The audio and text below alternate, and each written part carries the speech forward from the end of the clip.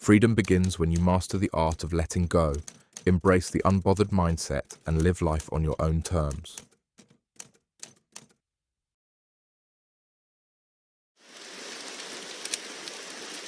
The Unbothered Mindset: How to Not Take Things Personally and Stop Giving a F, written by Leoran Tavast and published by Listen, Grow Sleep. In this audiobook, we'll explore the liberating art of emotional detachment, not in a cold or uncaring way, but in a manner that protects your peace of mind and preserves your energy for what truly matters. Have you ever found yourself replaying an interaction in your mind for hours or even days?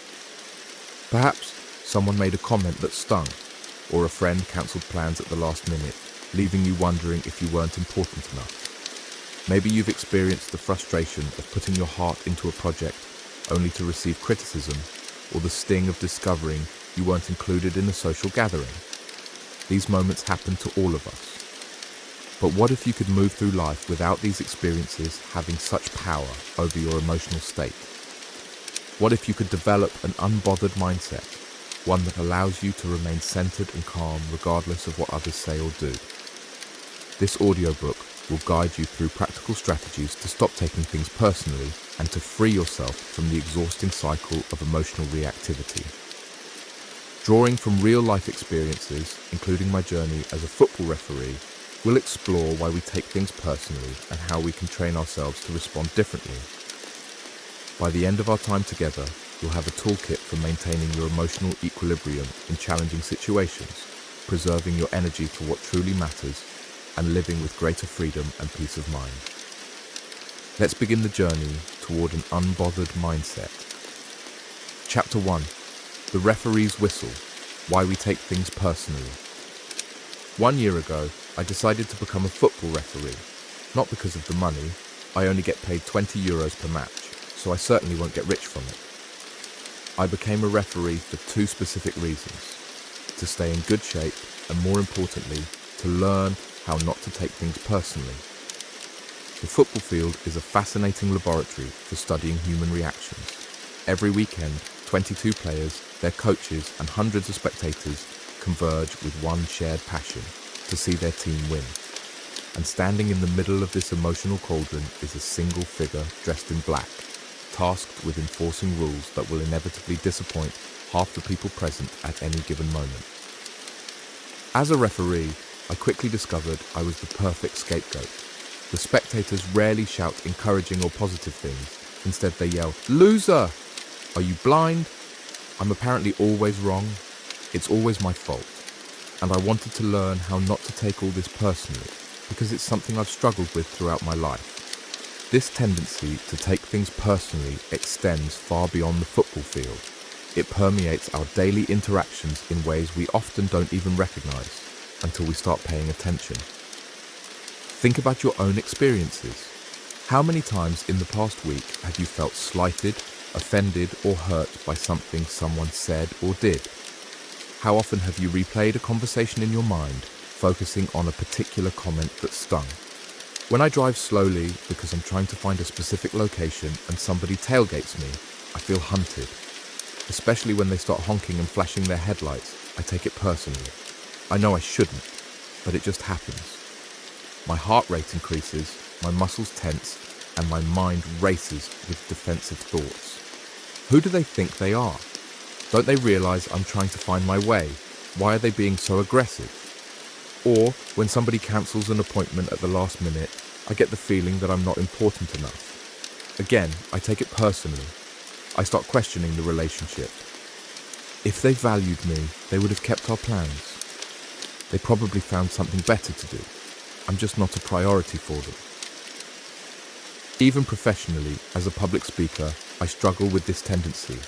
I love giving talks as long as I can draw my audience into my story. But the moment I see somebody not paying attention, for example, when someone is looking at their smartphone, I immediately take it personally. Despite having hundreds of engaged listeners, my focus narrows to that one person who appears disinterested, and suddenly I feel inadequate, as if my entire presentation is failing.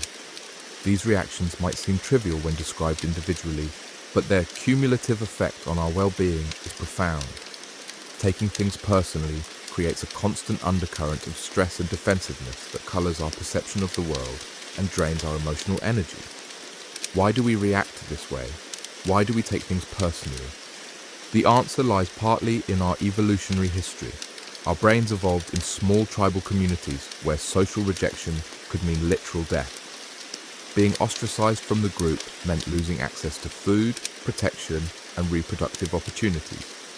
So, our brains developed a hypersensitivity to any sign of social disapproval or rejection.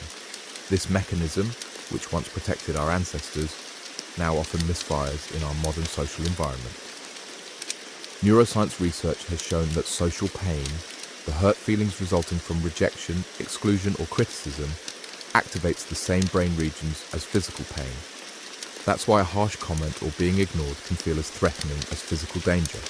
Your brain doesn't distinguish between someone criticizing your ideas and a predator threatening your survival. Both trigger the same defensive response. When someone says or does something that hurts us, we feel neglected, offended, or betrayed. We believe it's the other person's fault. They're responsible for what we feel. They're the one to blame. But who says that? Which part of us is speaking? It's our ego. Our ego, that part of us concerned with self-image, approval, and status, is incredibly sensitive to perceived threats. It constantly monitors our interactions for any sign of disrespect or rejection. Our ego thinks that others should take us into consideration.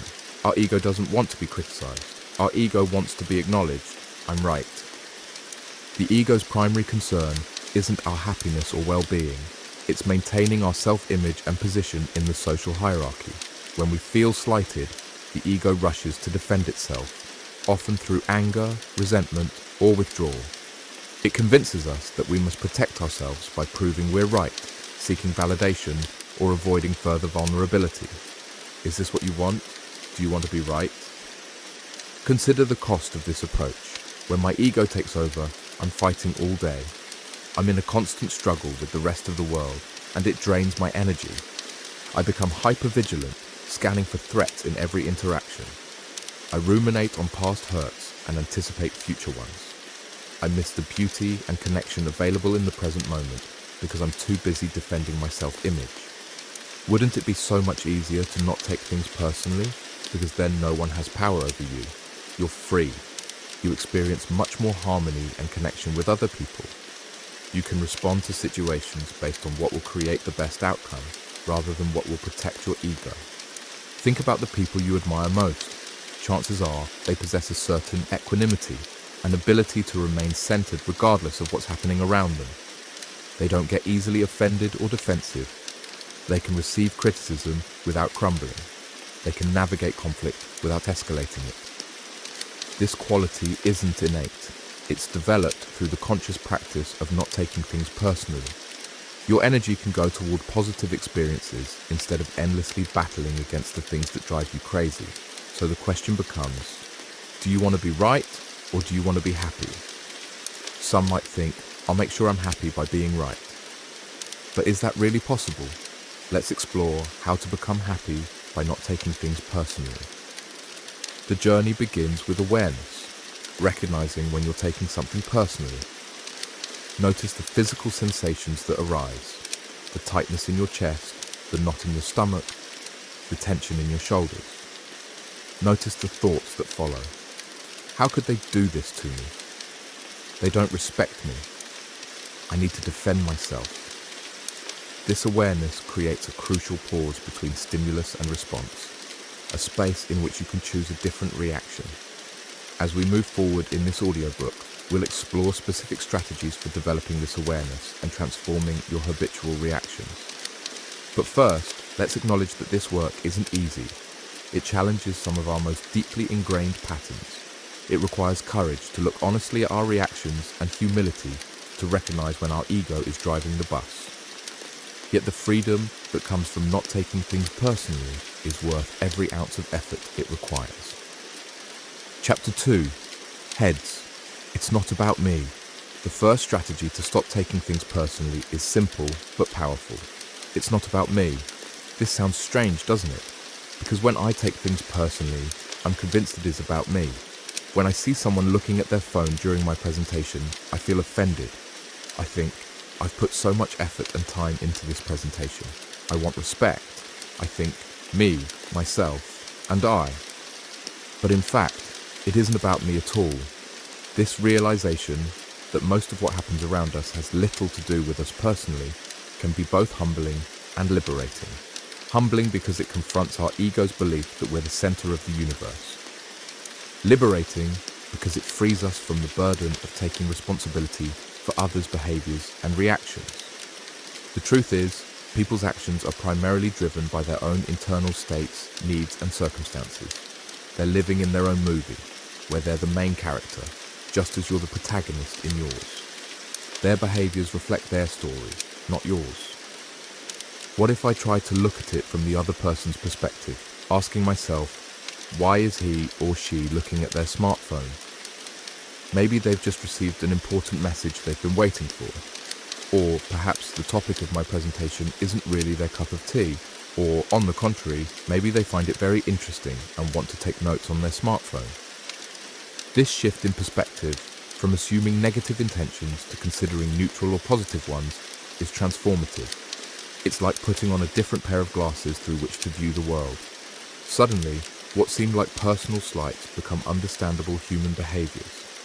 I simply need to shift my focus from me to we, and I won't take it personally. If I try to see the intention of the other person, I make space for understanding instead of irritation.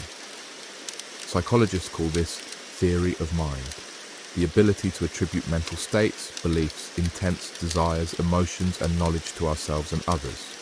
It's recognizing that other people have their own perspectives, motivations, and inner experiences that are different from our own. Developing a strong theory of mind is crucial for not taking things personally. Let's practice this perspective shift with some common scenarios that trigger us to take things personally. Imagine you send an important email to a colleague and they don't respond for days. The personal interpretation might be, they're ignoring me, or they don't value my input. But what if you considered alternative explanations? Perhaps they're overwhelmed with other priorities. Maybe the email got buried in their inbox. Perhaps they're dealing with a personal crisis you know nothing about. None of these explanations have anything to do with your worth or importance. Think about when a young child throws a tantrum at bedtime, kicking and screaming, "I hate you." Do you take that personally? No, because you know this is not about you. It's about what the child wants and needs. They're angry because they just want to stay up a bit longer. That's all. This example is particularly instructive because we can see so clearly that the child's behavior is about their unmet needs, not about us. Yet when adults behave in similar ways, acting out of their unmet needs, fears, or desires, we often forget this insight and take it personally. When a driver is tailgating and flashing their lights, they probably do it because they're in a hurry. It's not about me. It's as simple as that. In theory, because in real life, it turns out to be incredibly challenging. Our brains are wired to take things personally. We have what psychologists call a negativity bias, a tendency to register negative stimuli more readily and dwell on them more than positive ones. This bias served our ancestors well when detecting threats was crucial for survival, but in our social interactions, it often leads us astray. Do you have any idea how many thoughts our brain produces in a day? 50,000. And guess how many of them are positive? Only 10,000. This means that 80% of what we think are negative thoughts. This negativity bias combines with another cognitive tendency called the fundamental attribution error, our inclination to attribute others' behaviors to their character or intentions rather than to situational factors. So when someone cuts you off in traffic, you're more likely to think, "What a jerk," than "They must be having an emergency," or "Perhaps they didn't see me." When you see two colleagues talking to each other and they look at you and start laughing, do you think, "Oh, they must have noticed my new shoes and they want them too"? No. More likely, you think, "They're laughing at me. They're gossiping about me." It takes significant effort to correct yourself and say, "I have no clue. They might be laughing about something that has nothing to do with me." This effort, this conscious redirection of our thoughts, is at the heart of not taking things personally. It's a form of cognitive restructuring, a technique used in cognitive behavioral therapy to identify and challenge distorted thinking patterns. When you catch yourself assuming something is about you, pause and generate alternative explanations that have nothing to do with you. The beauty of this practice is that it becomes easier with time. Like any skill, the more you exercise it, the stronger it becomes. Eventually, considering alternative perspectives becomes your default mode rather than something you have to consciously remember to do. Seeing the positive intention of others requires discipline and training. That's why I became a referee, to train my brain not to take things personally for an hour and a half each week, the entire period of a match. The football field became my laboratory for practicing this skill in a high-stakes environment. Every decision I make as a referee potentially disappoints half the people present. Every whistle I blow could trigger shouts and protests. It's the perfect training ground for learning not to take things personally. Before each match, I warm up not only physically, but also mentally. I give myself a pep talk in the dressing room. Frederick, watch out. Lots of things will trigger you during the game. You're going to make decisions that some will not agree with, and they will shout unpleasant things at you. This mental preparation is crucial. By anticipating potential triggers, I'm less likely to be caught off guard by them. I can remind myself of the perspective I want to maintain before I'm in the heat of the moment. So I tell myself, don't take it personally. It's not about me. They just want to be right. They simply want their team to win. This mantra, it's not about me, serves as an anchor during challenging interactions. It reminds me to look beyond my immediate emotional reaction to understand the broader context and the other person's perspective. When I focus on the intention of the other person, there's no need to take it personally. When I apply this strategy very consciously, I feel much more at ease on the field. When the coach, the players, or the spectators disagree with my decisions, I'm less easily thrown off balance. The benefits extend far beyond the football field. In my daily life, this practice has transformed my relationships and interactions. Conversations that might once have left me feeling hurt or defensive now flow more smoothly. I can listen more deeply to others because I'm not constantly scanning for perceived slights or threats to my ego. I can respond more thoughtfully rather than reacting from a place of defensiveness. This doesn't mean I never feel hurt or offended. I'm human after all. But the duration and intensity of these feelings have diminished significantly. What might once have bothered me for days now passes in minutes. What might once have triggered a defensive reaction now prompts curiosity about the other person's perspective. The "it's not about me" strategy also fosters greater empathy and compassion. When you recognize that others' behaviors are primarily driven by their own needs, fears, and desires, you can respond with understanding rather than judgment. You can see the humanity in even the most challenging interactions. This strategy works, but not always, unfortunately. There are times when the "it's not about me" approach doesn't fully resolve our emotional reaction. Sometimes, despite our best efforts to see things from the other person's perspective, we still feel hurt or triggered. When this happens, it might be a sign that we need to explore a different approach, one that acknowledges that sometimes, in some way, it actually is about us. But we'll explore that in the next chapter. Chapter 3. Tales, it is about me. Sometimes, despite our best efforts to remember that it's not about me, certain comments or behaviors still hit a raw nerve. When someone shouts, "You're a loser. Choose another hobby. You know what? Go fishing." It hurts. Maybe they're right. Perhaps I made the wrong decision. Maybe I'm a loser. Honestly, that's how I feel sometimes. Every coin has a flip side. When the first strategy, "it's not about me," doesn't work, it simply means it is about me.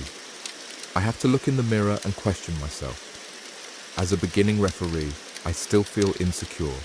I never played soccer. It is about me because it has something to do with my insecurity. I doubt myself. Even if I know that the driver is only tailgating because they're in a hurry, I still take it personally when they honk or flash their headlights. So I must question myself. Probably I was driving too slowly. I'm aware of it. I just don't like that clumsy part of myself. Why else would I take it personally? Here's a simple test. If I say you are an orange, who would take this personally? No one, right? Why not? Because nothing in you believes that you are, in fact, an orange. Unless, of course, you're sensitive about having red hair and feel bad about it. But when someone says, you are so selfish and it hurts, it's because I know there's some truth in it. If I'm honest, I'm aware that I don't always take into account other people's needs. When you're criticized and it hurts, chances are high that this is rooted in your childhood. Maybe as a child, you were never good enough. When you came home with a 9 out of 10, they said, why not a 10? We can only take things personally if it somehow touches a raw nerve. And that's the moment to give yourself some empathy. Acknowledge the pain. This hurts. I'm longing so hard for recognition, and I feel sad if I don't get it. You can also speak up. Tell the other person what's going on inside you. I'm in the middle of my story, and you just walk away to switch on the TV. It feels as if you don't care about my story. That's not nice. By opening up, by being vulnerable, by telling what you feel without blaming the other person, you increase the chance that they will understand you and take your needs into account. When something triggers a strong emotional reaction in you, it's an opportunity to learn about yourself. What part of you feels threatened? What unhealed wound is being touched? What belief about yourself is being challenged? This self-awareness doesn't mean you should blame yourself for others' behavior. Rather, it means recognizing that your reaction reveals something important about you, something that, once acknowledged, can lead to greater emotional freedom. The "it is about me" strategy invites you to use triggering situations as opportunities for self-discovery and growth. Instead of getting stuck in the cycle of blame and resentment, you can ask, what can I learn about myself from this reaction? Chapter 4. Training the unbothered mind. Just like physical fitness, developing an unbothered mindset requires consistent training. Remember, our brains produce around 50,000 thoughts per day, with 80% of them being negative. This negativity bias is hardwired into us.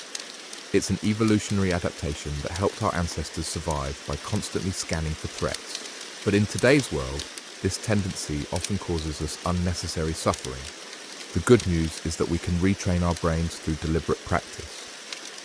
This is exactly why I chose to become a referee, to create a controlled environment where I could practice not taking things personally for 90 minutes each week. Think of it as mental weightlifting. Each time you choose not to take something personally, you're strengthening your emotional resilience. Each time you shift your perspective from me to understanding the other person's intention, you're building that mental muscle. Start small. Don't expect to master this skill overnight. Begin with situations that have lower emotional stakes. Perhaps practice with strangers first, the driver who cuts you off in traffic, or the cashier who seems rude. These encounters are perfect training grounds because they don't involve the complex emotional dynamics of close relationships. As you build confidence, gradually apply these strategies to more challenging situations with friends, family members, or colleagues. Notice how your reactions change over time. What once might have ruined your entire day might now only affect you for a few minutes. Keep a journal of your progress. Write down situations where you successfully applied the "it's not about me" or "it is about me" strategies. Note what worked and what didn't. This reflection accelerates your learning and helps you identify patterns in your reactions. Remember that this is a practice, not a perfect. There will be days when you struggle, when your emotions get the better of you. That's okay. Be compassionate with yourself. Each setback is simply another opportunity to strengthen your unbothered mindset. The more you practice, the more automatic these responses become. Eventually, not taking things personally becomes your default setting, rather than something you have to consciously work at. This is when you'll experience the true freedom of an unbothered mindset.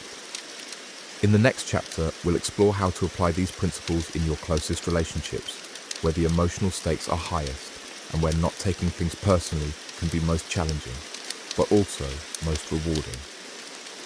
Chapter 5. Relationships without resentment. Our closest relationships often provide the greatest challenges to maintaining an unbothered mindset. Why?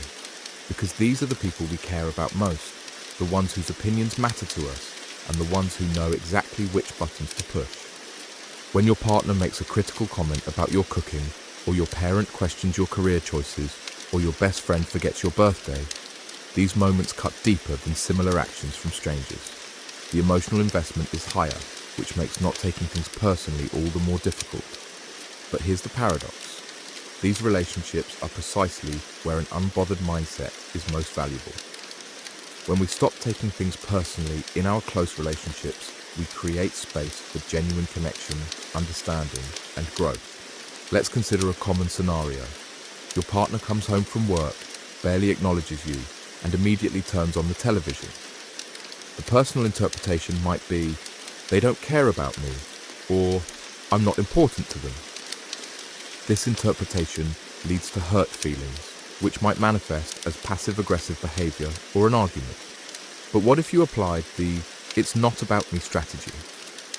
Perhaps your partner had an exhausting day and needs to decompress before engaging socially. Their behavior isn't a statement about your worth. It's about their current needs and state of mind. This doesn't mean you should ignore your own needs. Remember the second strategy. Sometimes it is about you. If your partner's behavior triggers strong emotions, ask yourself, what need of yours isn't being met? Is it a need for acknowledgement, connection, respect? Once you've identified this need, you can communicate it without blame. When you come home and don't greet me, I feel disconnected from you. I'd love it if we could have a few minutes to check in with each other before doing our own things. This approach, understanding the other person's perspective while honestly expressing your own needs, creates relationships built on mutual respect rather than resentment. It transforms potential conflicts into opportunities for deeper connection. Another powerful practice in relationships is to assume positive intent. When someone you care about does something that hurts you, start by assuming they didn't mean to cause harm. Most people aren't deliberately trying to hurt those they love. They're simply acting from their own needs, fears, or limited perspective.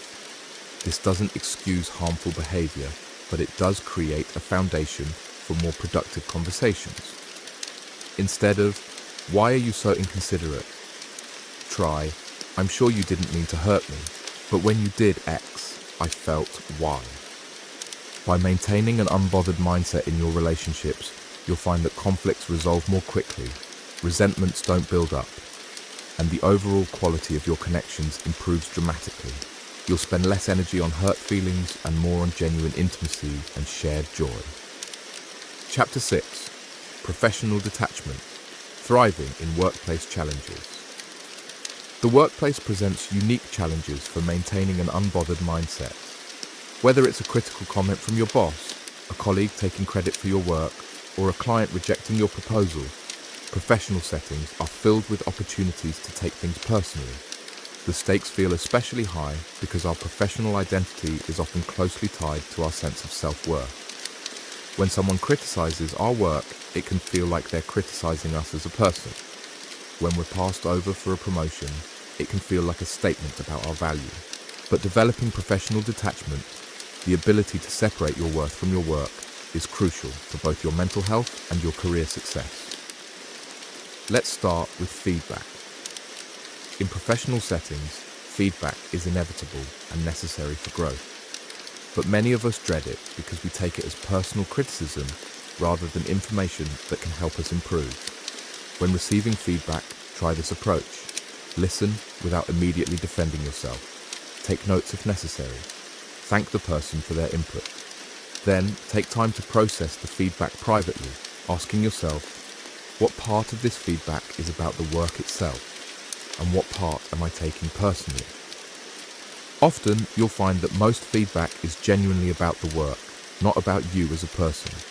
Even when the delivery is poor or the feedback seems harsh, there's usually something valuable you can extract from it. For the parts you're taking personally, apply the strategies we've discussed. Is it really about you, or is it about the other person's expectations, communication style, or current stress level?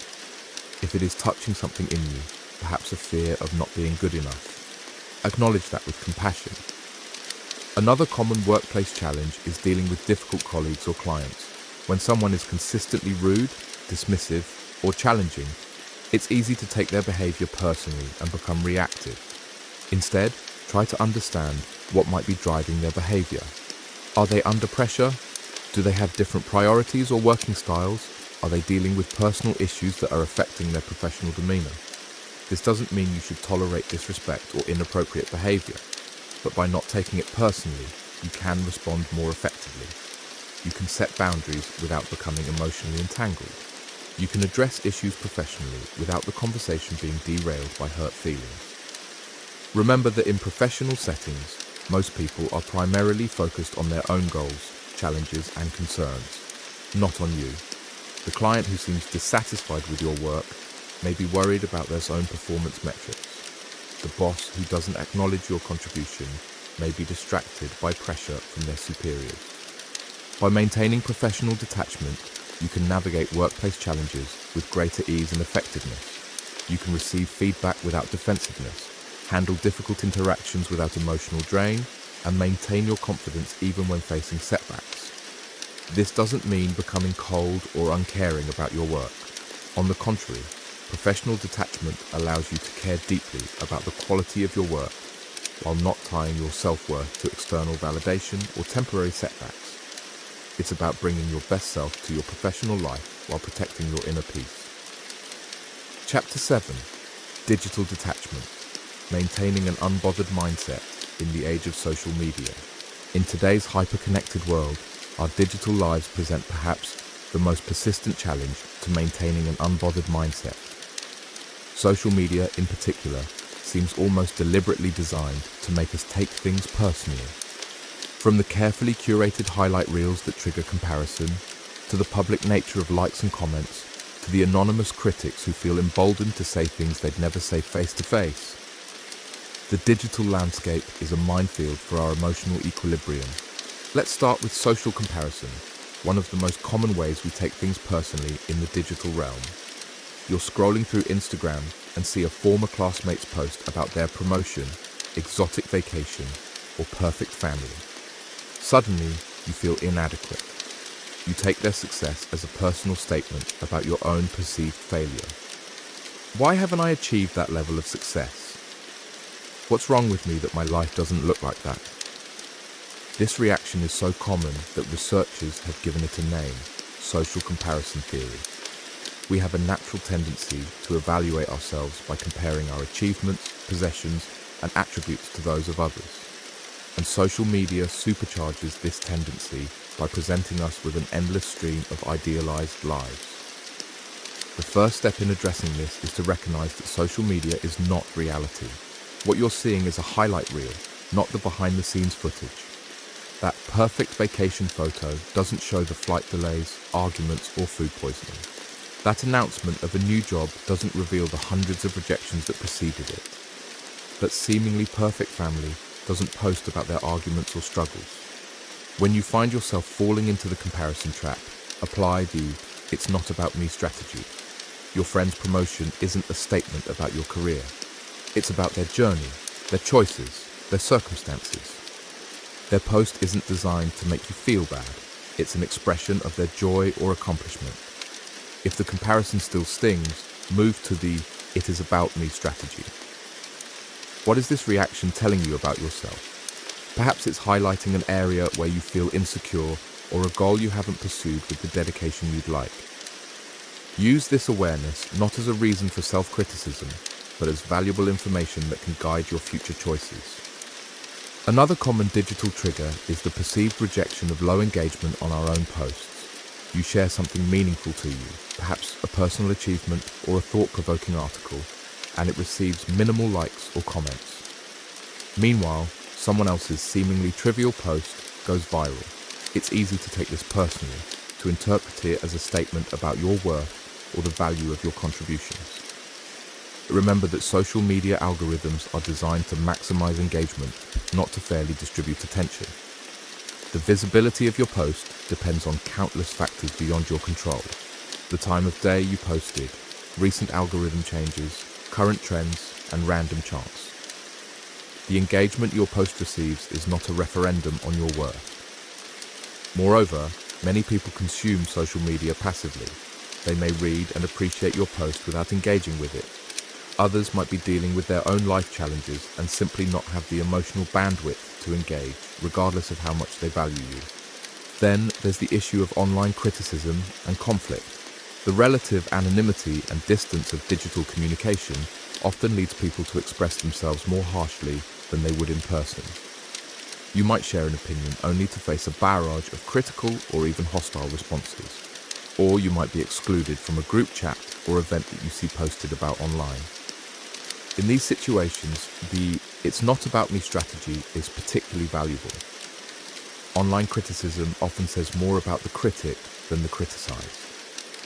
People who respond with hostility or excessive negativity are typically projecting their own insecurities, frustrations, or unprocessed emotions. Their reaction is about their internal state, not about you. This doesn't mean you should dismiss all criticism. Some feedback, even when expressed poorly, contains valuable insights. The key is to sift through the emotional reactivity to find the useful information. Ask yourself, if I set aside the tone and my emotional reaction, is there something here I could learn from? For particularly triggering online interactions, I recommend implementing a digital pause. When you encounter something online that provokes a strong emotional reaction, don't respond immediately. Close the app, take a few deep breaths, go for a walk, sleep on it if possible. When you return with a clearer mind, you'll be better able to respond thoughtfully rather than reactively. Another powerful practice is to regularly audit your digital life. Notice which platforms, accounts, or types of content consistently trigger negative emotions or comparisons. Be ruthless in curating your digital environment. Unfollow accounts that consistently make you feel inadequate, even if they belong to friends or family members. Remember, you can care about someone without subjecting yourself to content that triggers unhealthy comparison. Consider implementing digital boundaries. This might mean designated tech-free times or spaces in your life, such as no phones at the dinner table or no social media for the first hour after waking up. It might mean batch processing emails rather than responding to each notification immediately. It might mean taking periodic digital detoxes, a day, a weekend, or even a week away from social media or certain apps. These boundaries aren't about avoiding technology altogether, but about using it intentionally rather than reactively. When you check social media because you've chosen to, rather than in response to a notification or out of habit, you're less likely to be caught off guard by content that triggers you to take things personally. For those working in digital spaces, content creators, social media managers, online entrepreneurs, maintaining an unbothered mindset is both more challenging and more essential. Your work may require you to be highly visible online, opening you up to criticism, comparison, and rejection on a larger scale. If this describes you, consider creating separate accounts for personal and professional use. Establish clear boundaries around when you engage with work-related social media. Build a support network of others in similar positions who understand the unique challenges of digital work. And remember that negative engagement, critical comments, dislikes, unfollows is an inevitable part of having an online presence, not a reflection of your worth or the value of your work. Finally, remember that digital interactions, while increasingly important in our lives, are just one dimension of human experience. The richest, most fulfilling connections typically happen offline, in the messy, unfiltered reality of face-to-face interaction. If you find yourself consistently taking digital interactions personally, it might be a sign to invest more energy in your offline relationships and experiences. By developing digital detachment, the ability to engage with online spaces without taking interactions personally, you can enjoy the benefits of our connected world while protecting your emotional well-being. You can share authentically without fear of judgment, consume content without falling into comparison, and navigate criticism or conflict without being derailed by it. The digital world, like the physical one, is full of opportunities to practice and strengthen your unbothered mindset. Each notification, each scroll, each interaction is a chance to choose how you respond, to take it personally, or to maintain your emotional equilibrium. With practice, you'll find yourself increasingly able to engage online from a place of centeredness rather than reactivity. Chapter 8. The Unbothered Life. Integrating these principles for lasting peace. We've explored various strategies and applications for developing an unbothered mindset, from understanding the fundamental choice between being right and being happy, to applying specific approaches in relationships, professional settings, and digital spaces. Now it's time to bring it all together and explore how to integrate these principles into a cohesive way of living that creates lasting peace and freedom. Living an unbothered life doesn't mean never experiencing negative emotions. It doesn't mean becoming passive or indifferent to the world around you. Rather, it means developing the capacity to choose your responses rather than being at the mercy of your reactions. It means maintaining your emotional equilibrium even in challenging circumstances. It means preserving your energy for what truly matters to you rather than dissipating it in unnecessary emotional turmoil. The first key to integration is consistency. The strategies we've discussed, "It's not about me and it is about me," are simple in concept but challenging in application. They require consistent practice to become your default way of responding, rather than something you have to consciously remember in the heat of the moment. This consistency comes through daily practice in small moments.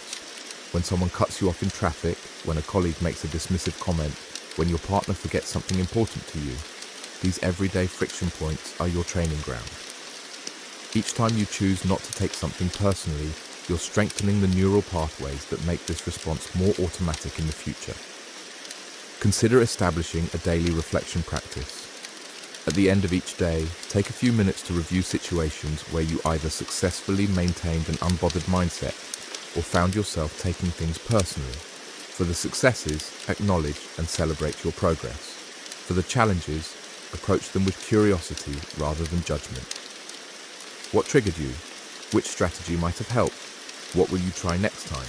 This reflection serves two purposes. It reinforces your commitment to the practice, and it helps you identify patterns in your reactions. You might notice that you're more likely to take things personally when you're tired, hungry, or stressed. You might discover that certain types of comments or behaviors are particularly triggering for you. This awareness allows you to be more proactive in managing your responses. The second key to integration is expanding your perspective. When we take things personally, we're typically viewing the situation through a narrow lens focused on ourselves. Expanding your perspective means consciously zooming out to see the bigger picture. One powerful way to expand your perspective is through the practice of cognitive reframing. This involves consciously choosing to interpret a situation in a different, more empowering way. For example, if someone criticizes your work, instead of thinking, "They think I'm incompetent," you might reframe it as, "They care enough about the quality of the project to provide feedback," or "This is an opportunity for me to improve." Another perspective-expanding practice is to consider the long view. Ask yourself, will this matter in a week, a month, a year, 5 years? Most of the things we take personally are relatively insignificant in the grand scheme of our lives. By placing the situation in a broader time frame, you can often see it more clearly and respond more proportionately. You can also expand your perspective by considering multiple interpretations of the same event. When someone behaves in a way that triggers you to take it personally, challenge yourself to generate at least 3 possible explanations for their behavior. This mental flexibility helps break the automatic assumption that their behavior is about you. The third key to integration is self-compassion. The journey toward an unbothered mindset isn't linear. There will be days when you respond with perfect equanimity to major challenges, and days when the smallest comment sends you into a spiral of taking things personally. This is normal and human. Self-compassion means treating yourself with the same kindness and understanding you would offer to a good friend. It means recognizing that everyone struggles sometimes. It means acknowledging your humanity rather than expecting perfection. When you find yourself taking something personally, despite your best intentions, practice self-compassion by saying something like, "This is a moment of suffering. Suffering is part of being human. May I be kind to myself in this moment."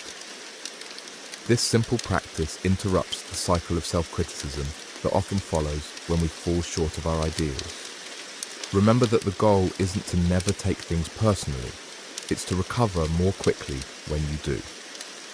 With self-compassion, you can acknowledge when you've been triggered, learn from the experience, and return to your center more efficiently.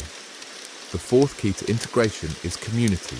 While developing an unbothered mindset is an internal process, having supportive relationships can significantly accelerate your progress. Share your journey with trusted friends or family members. Explain what you're working on and why it matters to you. Ask for their support and feedback. Consider finding or creating a group of like-minded individuals who are also working on not taking things personally. This might be a formal group, like a mindfulness or personal development community, or simply a few friends who share your interest in emotional well-being. Regular conversations with others on the same path can provide encouragement, accountability, and fresh perspectives. Be selective about who you include in this community. Surround yourself with people who understand and support your goal of maintaining an unbothered mindset. Limit time with those who consistently trigger you to take things personally or who dismiss the importance of emotional well-being. The fifth key to integration is embodiment. Our emotional reactions don't just happen in our minds, they manifest in our bodies. Learning to recognize and work with these physical manifestations is a powerful way to interrupt the cycle of taking things personally. Pay attention to how your body responds when you're taking something personally. You might notice tension in your shoulders, a knot in your stomach, shallow breathing, or a racing heart. These physical sensations are valuable early warning signs that you're being triggered. When you notice these sensations, use them as a cue to pause and breathe. Take several deep, slow breaths, focusing on the sensation of the breath entering and leaving your body. This simple practice activates your parasympathetic nervous system, counteracting the stress response and creating space for you to choose your response rather than reacting automatically. Regular physical practices like yoga, tai chi, or other mindful movement can help you develop greater awareness of and influence over your body's stress responses. These practices train you to maintain physical equilibrium even when challenged, which translates to greater emotional equilibrium in triggering situations. The sixth key to integration is purpose. When you're clear about what truly matters to you, your values, goals, and priorities, you're less likely to be derailed by taking things personally. Your sense of purpose provides a compass that helps you navigate challenging interactions without losing your way. Take time to clarify your personal values. What qualities do you want to embody in your interactions with others? What kind of relationships do you want to cultivate? What contribution do you want to make through your work? When you're anchored in these deeper values, the small triggers that might otherwise cause you to take things personally lose much of their power. Consider writing a personal mission statement that articulates your core values and how you want to live. Review this regularly, especially when facing situations that challenge your unbothered mindset. This reminder of your larger purpose can help you maintain perspective when you're tempted to get caught up in taking something personally. The seventh and final key to integration is patience. Developing an unbothered mindset is a lifelong journey, not a destination you reach once and for all. It's a practice that evolves as you grow and as your life circumstances change. New relationships, new professional challenges, new life stages, each brings fresh opportunities to deepen your practice. Be patient with yourself as you navigate this journey. Celebrate your progress, learn from your setbacks, and trust the process. Each time you choose not to take something personally, you're not just making that moment easier. You're building a foundation for greater peace, freedom, and authentic connection in all areas of your life. Remember the football referee I mentioned at the beginning of this audiobook? That's me, still showing up for matches, still facing criticism and judgment, still practicing, not taking it personally. Some days I succeed brilliantly, other days I struggle, but I keep practicing, keep learning, keep growing. And with each match, each interaction, each moment of choosing my response rather than being controlled by my reaction, I experience more freedom and peace. This is the unbothered life, not a life without challenges or negative emotions, but a life where you're no longer at the mercy of others' opinions, actions, or words. A life where you maintain your center regardless of what happens around you. A life where your energy goes toward what truly matters to you rather than being drained by taking things personally. As we conclude this audiobook, I invite you to commit to this practice. Start today with the very next interaction that might trigger you to take something personally. Remember the two strategies. It's not about me, and it is about me. Apply them with consistency, expanded perspective, self-compassion, community support, embodiment, purpose, and patience. The journey toward an unbothered mindset is one of the most worthwhile investments you can make in your well-being. It's a gift not only to yourself, but to everyone in your life, as you bring more presence, peace, and authentic connection to all your relationships. Thank you for joining me on this exploration of how not to take things personally. May you move through the world with an unbothered mindset, free from unnecessary suffering, full of peace and possibility.